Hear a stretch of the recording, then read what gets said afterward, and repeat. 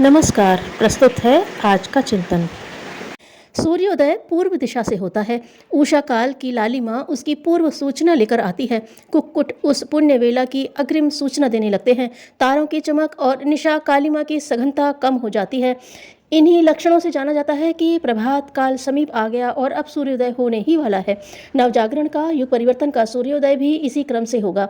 यह सार्वभौम प्रश्न है, विश्व मानव से संबंधित समस्या है, एक देश या एक जाति की नहीं। फिर भी उदय का क्रम पूर्व से ही चलेगा।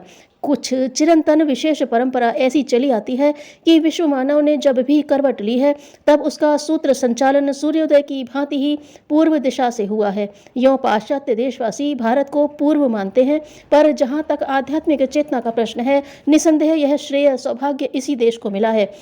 वह विश्व की चेतनात्मक हलचलों का उत्तरदायित्व अग्रिम पंक्ति में खड़ा होकर वहन करे।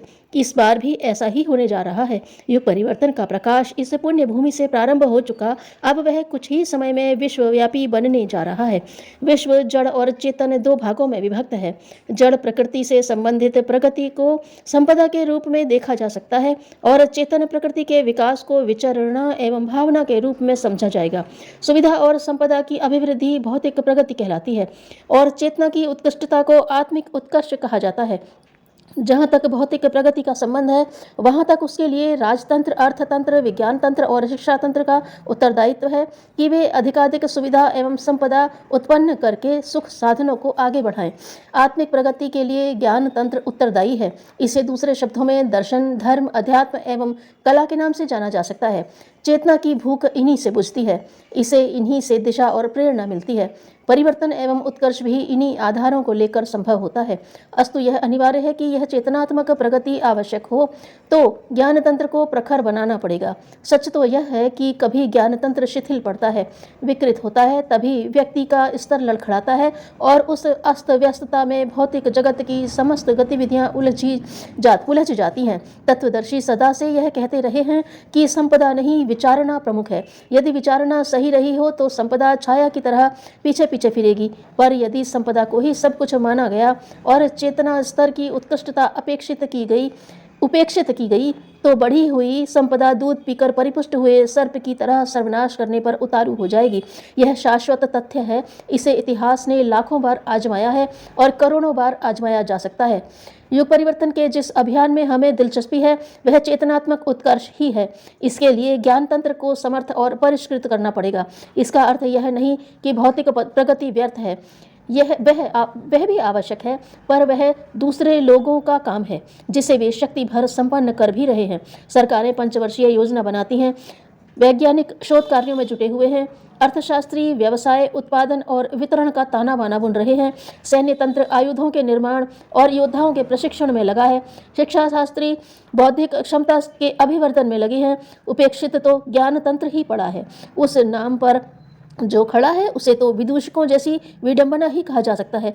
धर्म के नाम पर जो कहा और किया जा रहा है उससे ऐसी आस्तिकता की अपेक्षा नास्तिकता भली प्रतीत होती है। ज्ञान तंत्र यदि मानवीय सद्भावनाओं और सत्प्रवृत्तियों के अभिवर्धन की अपेक्षा कर्म कांडों में ही उलझाए रहे और सातवें आसमान के सपने दिखाते रहे, कर्म को व्यर्थ और भक्ति को प्रधान कहता रहे, तो उससे मानव समाज का, विश्व का कोई हित साधन न हो सकेगा। धर्म व्यवसायियों की आजीविका भले ही चलती रहे। नवनिर्माण के अवतरण की किरणें अगले दिनों प्रबुद्ध एवं जीवंत आत्माओं पर बरसेंगी। वे व्यक्तिगत लाभ में संलग्न रहने की लिप्सा को लोक मंगल के लिए उत्सर्ग करने की आंतरिक पुकार सुनेंगे। यह पुकार इतनी तीव्र होगी कि चाहने पर भी वे संकीर्ण स्वार्थपरता भरा व्यक्तिवादी जीवन जी ही न सकेंगे। लोभ और मोह की जटिल जंजीरें वैसे ही टूटती दिखेंगी जैसे कृष्ण जन्म के समय बंदीगृह के ताले अनायास ही खुल गए थे। यों मायाबद्ध नर कीटकों के लिए वासना और तृष्णा की परिधि तोड़कर परमार्थ के क्षेत्र में कदम बढ़ाना लगभग असंभव जैसा लगता है। पेट और प्रजनन की विडंबनाओं के अतिरिक्त वे क्या आगे की और कुछ बात सोच या कर सकेंगे, पर समय ही बताएगा कि इसी जाल जंजाल में जकड़े हुए वर्गों में से कितनी प्रबुद्ध आत्माएं उछल कर आगे आती हैं और सामान्य स्थिति में रहते हुए कितने ऐसे अद्भुत क्रियाकलाप संपन्न करती हैं जिन्हें देखकर आश्चर्यचकित रह जाना पड़ेगा। जन्मजात रूप से तुच्छ स्थिति में जकड़े हुए व्यक्ति अगले दिनों जब महामानवों की भूमिका प्रस्तुत करते दिखाई पड़े तो समझना चाहिए कि युग परिवर्तन का प्रकाश एवं चमत्कार सर्वसाधारण को प्रत्यक्ष हो चला। निसंदेह युग परिवर्तन का प्रधान आधार भावनात्मक नवनिर्माण ही होगा। जनमानस में इन दिनों झूठी मान्यताओं की भरमार है। सोचने की सही पद्धति एक प्रकार से विस्मृत ही हो गई है। स्थिति का सही मूल्यांकन कर सकने वाला दृष्टिकोण हाथ से चला गया है। उसके स्थान पर भ्रांतियों की चमगादड़ें विचार भवन के गुंबदों में उल्टी लटकी पड़ी हैं। इस सारे कूड़े करकट को एक बार झाड़ बुहार कर साफ करना होगा और चिंतन की इस परिष्कृत प्रक्रिया को जनमानस में प्रतिष्ठापित करना पड़ेगा जो मानवीय गरिमा के अनुरूप है। किसी धर्म संप्रदाय संत या ग्रंथ को बुद्धि बेचकर किसी का भी अंधानुकरण न करने की बात हर किसी के मन में घुसती चली जाएगी और जो न्याय विवेक सत्य एवं तथ्य की कसौटियों पर खरा सिद्ध होगा उसी को स्वीकारने की प्रवृत्ति बढ़ेगी। इस आधार के प्रबल होते ही न अनैतिकताओं के लिए कोई स्थान रह जाएगा और न झूठी मान्यताओं के लिए। निर्मल और निष्पक्ष चिंतन किसी भी देश धर्म या वर्ग के व्यक्ति को उसी स्थान पर पहुंचा देगा जिसके लिए भारतीय अध्यात्म अनादिकाल से अंगुली निर्देश करता रहा है। यह हलचलें जन जन में दृष्टिगोचर होंगी। समुन्नत आत्मा निजी सुख सुविधाओं को तिलांजलि देकर विश्व के भावनात्मक निर्माण को इस युग की सर्वोत्तम साधना उपासना तपश्चर्या एवं अनावश्यक समझते हुए इसी में सर्वतोभावेन संलग्न होंगी। साथ ही सामान्य स्तर के व्यक्तियों में इतना विवेक तो अनायास ही जागृत होगा कि वे अंधकार और प्रकाश का अंतर समझ सके। अनुचित के लिए दुराग्रह छोड़कर न्याय और विवेक के आधार पर प्रतिपादित उचित को स्वीकार कर सके। इस प्रकार उभय पक्षीय सुयोग संयोग उस प्रयोजन को अग्रगामी बनाता चला जाएगा जो युग परिवर्तन का मूलभूत आधार है। आज की स्थिति को देखते हुए यह दोनों ही कार्य कठिन दिखते हैं। धर्म विडंबना के सस्ते प्रलोभनों को तिरस्कृत कर धर्म प्रेमी लोग कष्ट साध्य परमार्थ में प्रवेश करेंगे, यह कठिन है। बुद्धिजीवी अपनी अच्छी खासी सुविधाओं का परित्याग कर लोक मंगल के लिए दर दर ठोकरें खाएंगे, यह भी कठिन ही दिखता है, पर समय वह भी करा के छोड़ेगा। रीछ वानर अपने प्राण हथेली पर रखकर मौत से लड़ने गए थे। बुद्ध के 2.5 लाख अनुयायी यौवन की उमंग को कुचलते हुए भिक्षु भिक्षुणी बनने की जटिल प्रक्रिया स्वीकार करने को सहमत हुए थे। गांधी की पुकार पर लाखों ने अपनी बर्बादी को स्वीकार किया था। उसी प्रकरण को यदि इतिहास फिर दोहराए तो इसे न कठिन मानना चाहिए और न असंभव। जो भूतकाल में होता रहा है उसकी पुनरावृत्ति को कठिन या जटिल मानने का कोई कारण नहीं। समय की पुकार इस कष्ट साध्य प्रक्रिया को भी पूरी करके रहेगी। जीवंत और जागृत आत्माओं का एक बड़ा वर्ग निकट भविष्य में ही आगे आएगा और ज्ञान तंत्र का ऐसा विशाल काय शास्त्रागार खड़ा करेगा जिसकी सहायता से अनाचार की लंका को ध्वस्त किया जा सके। आज का जनमानस मूर्खता और दुष्टता की असुर प्रवृत्तियों में बेतरह चिपका दिखता है। नैतिकता को उपहासास्पद मूर्खता माना जाता है। स्वेच्छाचार और अनाचार का बोलबाला है। नीति और न्याय की, धर्म और ईश्वर की बातें तो बहुत कही सुनी जाती हैं, पर व्यवहार में उन्हें उतारना असंभव कहा जाता है। आज की वह कठोरता कल बदलेगी और सर्वसाधारण को सही सोचने और सही अपनाने की ललक उठेगी। यह उभार लोकमानस में आने ही वाला है। उस स्थिति में भावनात्मक नवनिर्माण उतना कठिन न रहेगा जितना कि आज दिखता है। ज्ञान तंत्र का उपहास नहीं उड़ाया जाएगा, वरन उसका स्वागत समर्थन आशातीत रूप में देखने को मिलेगा। धर्म अपने वास्तविक रूप में प्रकट होगा। उसके प्रसार प्रतिपादन का ठेका किसी वेश या वंश विशेष पर न रह जाएगा।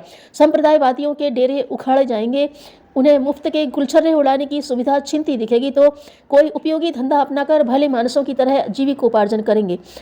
तब उत्कृष्ट चरित्र, परिष्कृत ज्ञान एवं लोक मंगल के लिए प्रस्तुत किया गया अनुदान ही किसी को सम्मानित या श्रद्धास्पद बना सकेगा।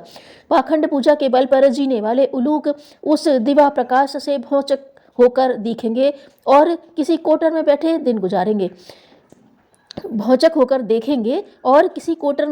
गुजारेंगे। अज्ञान अंधकार में जो पौ बारह रहती थी, उस अतीत की स्मृतियों को वे ललचाई दृष्टि से सोचते चाहते तो रहेंगे, पर फिर समय लौटकर कभी ना आ सकेगा। अगले दिनों ज्ञान तंत्र ही धर्म तंत्र होगा। चरित्र निर्माण और लोक निर्माण की गतिविधियां धार्मिक कर्मकांडों का स्थान ग्रहण करेंगी। तब लोग प्रतिमा पूजक देव मंदिर बनाने की तुलना में पुस्तकालय विद्यालय जैसे ज्ञान मंदिर बनाने को महत्व देंगे। तीर्थ यात्रा और ब्रह्म भोजों में लगने वाला धन धन लोक शिक्षण की भाव भरी सत प्रवृत्तियों के लिए अर्पित किया जाएगा। कथा पुराणों की कहानियां तब उतनी आवश्यक न मानी जाएंगी जितनी जीवन समस्याओं को सुलझाने वाली प्रेरणाप्रद अभिव्यंजनाएं। धर्म अपने असली स्वरूप में निखर कर आएगा और उसके ऊपर चढ़ी हुई सड़ी गली केंचुली उतारकर कूड़े करकट के ढेर में जा गिरेगी। ज्ञान तंत्र वाणी और लेखनी तक ही सीमित न रहेगा, वरन उसे प्रचारात्मक, रचनात्मक एवं संघर्षात्मक कार्यक्रमों के साथ बौद्धिक, नैतिक और सामाजिक क्रांति के लिए प्रयुक्त किया जाएगा। साहित्य, संगीत, कला के विभिन्न पक्ष विविध प्रकार से लोक शिक्षण का उच्चस्तरीय प्रयोजन पूरा करेंगे। जिनके पास प्रतिभा है, जिनके पास संपदा है, वे उससे स्वयं लाभान्वित होने के स्थान पर समस्त समाज को समुन्नत करने के लिए समर्पित करेंगे। एकता, समता, ममता और शुचिता नवनिर्माण के 4 भावनात्मक आधार होंगे। एक विश्व, एक राष्ट्र, एक भाषा, एक धर्म, एक आचार, एक संस्कृति के आधार पर समस्त मानव प्राणी एकता के रूप में बंधेंगे। विश्व बंधुत्व की भावना उभरेगी और वसुधैव कुटुंबकम का आदर्श सामने रहेगा। तब देश, धर्म, भाषा, वर्ण आदि के नाम पर मनुष्य के बीच दीवारें खड़ी न की जा सकेंगी। अपने वर्ग के लिए नहीं, समस्त विश्व के हित साधन की दृष्टि से ही समस्याओं पर विचार किया जाएगा। जाति या लिंग के कारण किसी को ऊंचा या किसी को नीचा न ठहरा सकेंगे। छूत अछूत का प्रश्न न रहेगा। गोरी चमड़ी वाले काले लोगों से श्रेष्ठ होने का दावा न करेंगे और ब्राह्मण हरिजन से ऊंचा न कहलाएगा। गुण, कर्म, स्वभाव, सेवा एवं बलिदान ही किसी के सम्मानित होने के आधार बनेंगे, जाति या वंश नहीं। इसी प्रकार नारी से नर श्रेष्ठ है, उसे अधिक अधिकार प्राप्त है, ऐसी मान्यता हट जाएगी। दोनों के कर्तव्य और अधिकार एक ही होंगे। प्रतिबंध या मर्यादाएं दोनों पर समान स्तर की लागू होंगी। प्राकृतिक संपदाओं पर सबका अधिकार होगा। पूंजी समाज की होगी। व्यक्ति अपनी आवश्यकता अनुसार उसमें से प्राप्त करेंगे और सामर्थ्यानुसार काम करेंगे। न कोई धनपति होगा और न निर्धन। मृतक उत्तराधिकार में केवल परिवार के असमर्थ सदस्य ही गुजारा प्राप्त कर सकेंगे। हट्टे कट्टे और कमाऊ बेटे बाप के उपार्जन के दावेदार न बन सकेंगे। वह बचत राष्ट्र की संपदा होगी। इस प्रकार धनी और निर्धन के बीच का भेद समाप्त करने वाली व्यवस्था समस्त विश्व में लागू होगी। हरामखोरी करते रहने पर भी गुलछर्रे उड़ाने की सुविधा किसी को न मिलेगी। व्यापार सहकारी समितियों के हाथ में होगा।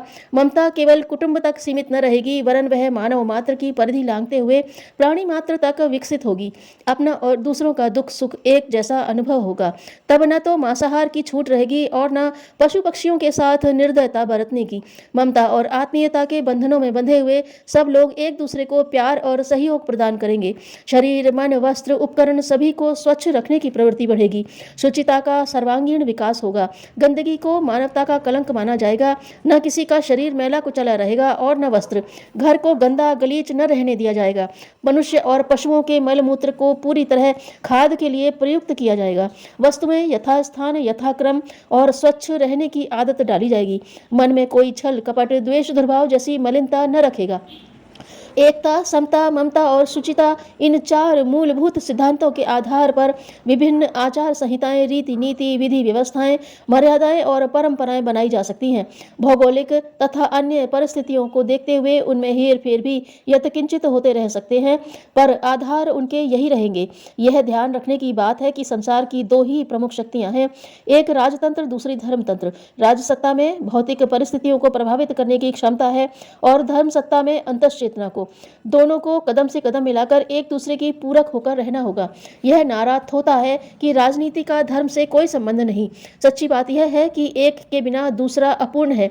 कर्तव्यनिष्ठ और सदाचारी नागरिकों के बिना कोई राज्य समर्थ, समुन्नत नहीं हो सकता और राजसत्ता यदि धर्म सत्ता को उखाड़ने की ठान ले तो फिर उसके लिए भी कुछ अधिक कर सकना कठिन है। राम राज्य तभी सफल रह सका जब उस पर वशिष्ठ का नियंत्रण था। चंद्रगुप्त की शासन गरिमा का श्रेय चाणक्य के मार्गदर्शन को ही दिया जा सकता है। प्राचीन काल की यह परंपरा आगे भी चलेगी। धर्म सत्ता का स्थान पहला है, इसलिए राजसत्ता को उसका समर्थक और सहायक ही बनकर रहना चाहिए। धर्मों के वर्तमान स्वरूप, प्रभाव और कलेवर की सहायता लेकर हमें वर्तमान जनमानस को परिष्कृत करते चलना चाहिए। जमे हुए ढांचे को न तो उखाड़ने की जरूरत है और न उसकी उपेक्षा करने की, क्योंकि आधार आगे भी धर्म ही रहना है। इसलिए उपयुक्त यही है कि युग निर्माण आंदोलन की सृजन सेना धर्म तंत्र में प्रवेश करे और परंपरागत श्रद्धा को उन मूलभूत आदर्शों को कार्यान्वित करने में प्रयुक्त करे जिनके लिए कि तत्वदर्शियों ने यह धर्म कलेवर खड़ा किया था। इस प्रकार धर्म तंत्र के साधनों को सृजनात्मक प्रयोजन में लगाकर उसे लोक श्रद्धा का विषय बनाकर रखा जा सकेगा। नवनिर्माण की पृष्ठभूमि धर्म मूलक ज्ञान होगा। इसी के लिए ज्ञान तंत्र खड़ा किया गया है और ज्ञान यज्ञ का महान अभियान चलाया गया है। स्वल्प साधनों से भी वह जिस द्रुत गति के साथ बढ़ता चला जा रहा है, उसे देखते हुए पूर्व से सूर्योदय होने के और उसका प्रकाश सर्वत्र फैलने की बात पर ही सहज विश्वास किया जा सकता है। धन्यवाद। सहकारिता